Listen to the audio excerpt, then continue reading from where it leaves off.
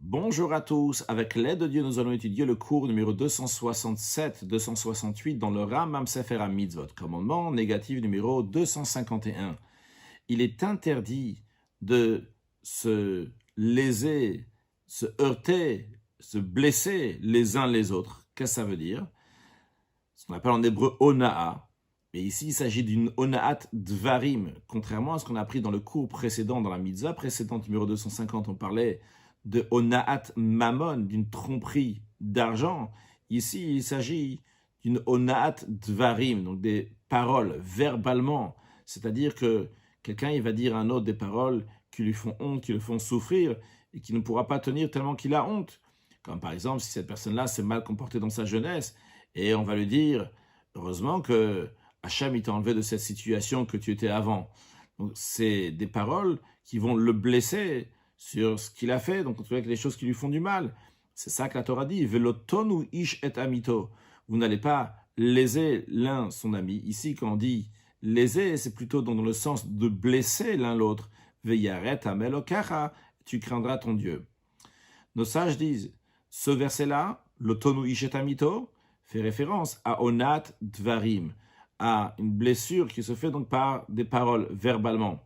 J'explique un peu plus, c'est-à-dire qu'il y avait l'autre verset qu'on a appris dans le commandement numéro 250 dans le cours précédent. Là-bas, il y a écrit Al tonu et shetariv, ne vous lésez pas l'un l'autre. Mais là-bas, c'est onat mammon. Là-bas, c'est aussi une ona'a, mais c'est en ce qui concerne donc de l'argent. Ici, c'est une ona'a, donc verbalement. On apprend d'un autre verset, Velotonu ishetamito. Voici le langage du Sifra.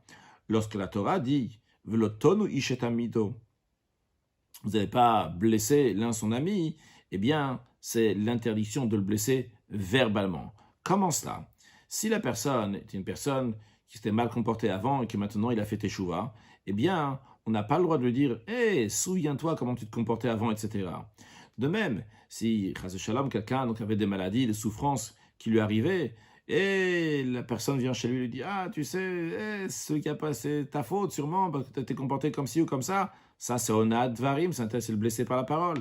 De même, si quelqu'un il voit donc des âniers qui viennent, c'est-à-dire des marchands, khamarim, donc littéralement c'est des ânes, des âniers qui ont des ânes pour mettre des marchandises dessus, donc c'est des marchands qui viennent et ils veulent acheter des produits agricoles et quelqu'un les envoie et dit « Ah, allez voir telle et telle personne. » En vérité, telle et telle personne n'a pas de récolte. Eh bien, c'est aussi onad dvarim. C'est aussi blesser verbalement telle et telle personne, juste pour l'embêter, c'est ce qu'il est en train de faire ici. De même, encore un exemple, il n'a pas le droit d'aller chez quelqu'un, lui dire combien ça vaut, etc. C'est tel et tel objet, alors qu'il n'a pas l'intention de l'acheter. C'est aussi donc le blesser verbalement. Et il est dit dans le traité Baba Metzia que c'est encore plus grave, la ona'a, les blessures qui sont faites verbalement, plus que le onat, mammon, la tromperie qui est faite avec de l'argent. Pourquoi? Parce qu'en ce qui concerne le blessé par les paroles, il y a écrit Veyaret amelokecha, tu craindras ton Dieu. Ce qui n'est pas dit donc à propos de onat, mammon, lorsque quelqu'un va tromper l'autre avec de l'argent. Les lois de cette mitzvah ont été expliquées dans le 4e chapitre du traité Baba Metzia.